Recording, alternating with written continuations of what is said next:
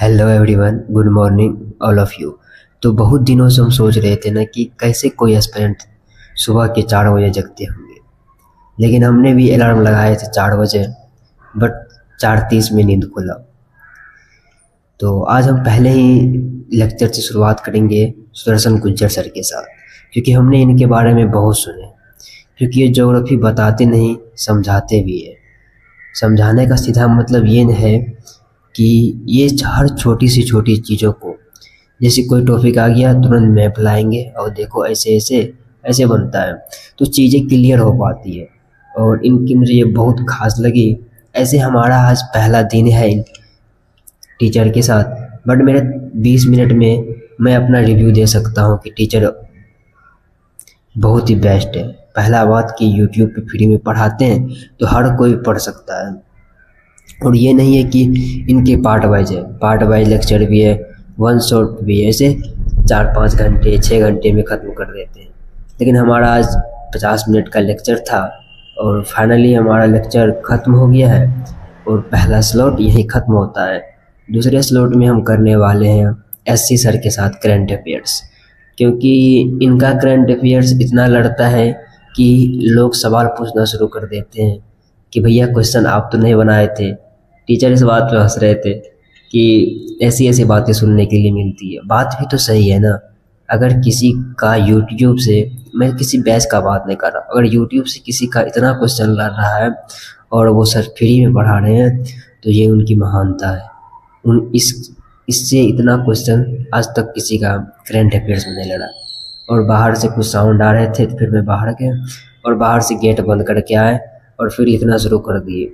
इसमें क्वेश्चन था ना कि जब से प्रधानमंत्री नरेंद्र मोदी बने हैं तो उनको कौन कौन से सम्मान लिखे गए हैं, तो वही चार्ट को लिख रहे थे कि क्या पता कब क्या पूछ दे। हालिया में जो मिला वो भी, क्योंकि करंट अफेयर्स का वेटेज तो पता ही है, चाहे वन लाइनर एग्जाम हो या कोई एग्जाम हो, करंट अफेयर्स की भी आज के दौर में बहुत ही ज़्यादा प्रधानता दी जा रही है। ऐसे आपके आगे एक बुक भी दिख रहा होगा यूट्यूब में, उनका एस्थेटिक्स जीके का। ऐसे गए थे मुखर्जी नगर घूमने तो एक बुक लाए थे कि बुक बहुत बढ़िया है। इनमें पार्ट वाइज दिया गया कि ये पर्वत, ये फसल या ये त्योहार, तो ये डेट। तो ये होता है ना कि एक चीज़ समराइज होके मिल गया है तो थोड़ी उनसे भी पढ़ लेते हैं। हम ये नहीं कहते हैं कि आप ऐसे सर से ही पढ़िए, लेकिन एक बार ज़रूर आप लेक्चर देखिए। हमको अच्छा लगा है, उम्मीद है कि आपको भी अच्छा लगेगा। और फाइनली हमारा आखिरी स्लॉट था, जिस स्लॉट में टीचर बता रहे थे कि आर्टिकल 21 जीवन का अधिकार, उनकी क्या अधिकार है। तो ये आखिरी स्लॉट थे, तो डायग्राम बनाने का मन तो दर्द करने लगा था, तो सोचे ऐसे ही रैंडमली लिख देते हैं, बाद में इसको सिस्टमेटिक ढंग से कर लेंगे। उसके बाद हमने थोड़ा ब्रॉडकास्ट देखा।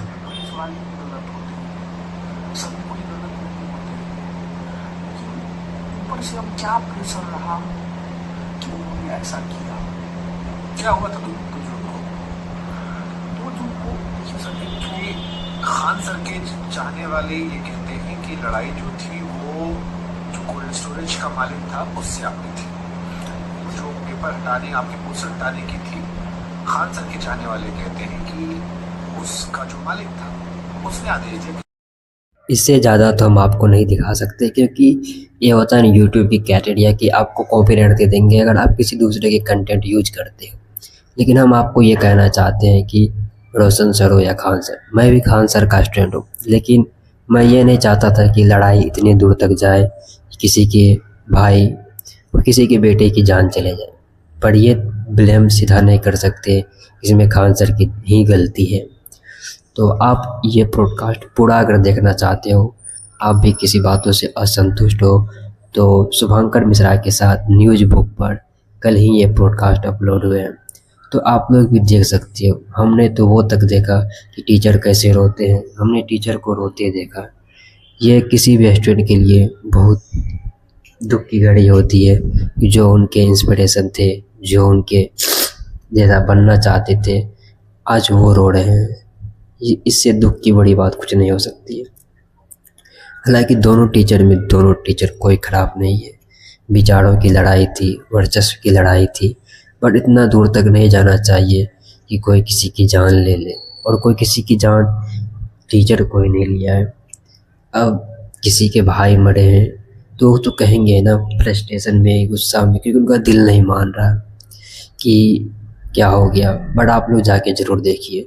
और इसके बाद हमने अपना आखिरी स्लॉट लगाया जिसमें हमने एनसीईआरटी का रीडिंग किया, क्योंकि एनसीईआरटी रीडिंग करने से नए नए शब्दों की शब्दावली, नए नए चीज़ों से परिपक्व हो जाते हैं। जब आप कभी एग्ज़ाम में बैठेंगे, अगर आप लिखने बैठेंगे तो आप हिंदी उस स्तर की लिख पाएंगे कि एग्जामिनर को लगे कि नहीं बच्चा सच में पढ़ के आया है।